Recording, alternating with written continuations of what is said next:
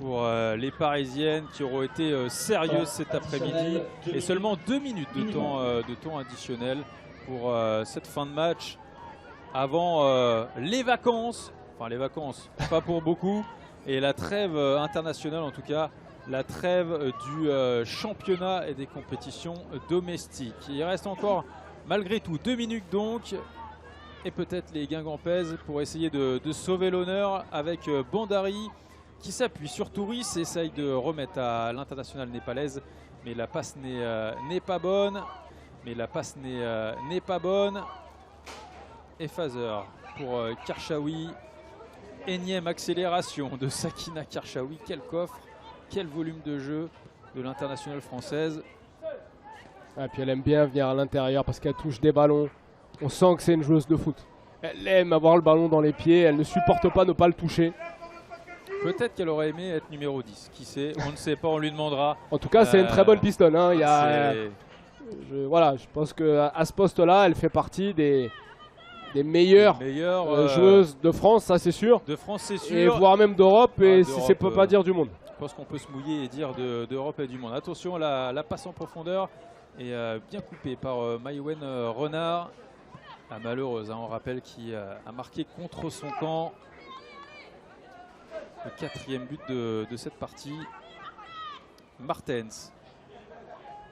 Tout en percussion. La petite passe lobée pour Sakina Karchaoui dans la surface côté gauche. Le petit centre, c'est dévié de la tête par une défenseur guingampaise. C'est récupéré par Mansita Traoré. Mais mauvaise passe récupérée par les Guingampaises. Là ouais, Gaetino elle est intéressante. Elle sait en fait qu'il faut qu'elle défende en avançant pour éviter de prendre un contre. Voilà, elle vient très vite au contact de l'attaquante guingampaise et ça lui permet de récupérer le ballon. Et les Parisiennes dans ces dernières secondes qui vont essayer d'alourdir encore un peu plus le score.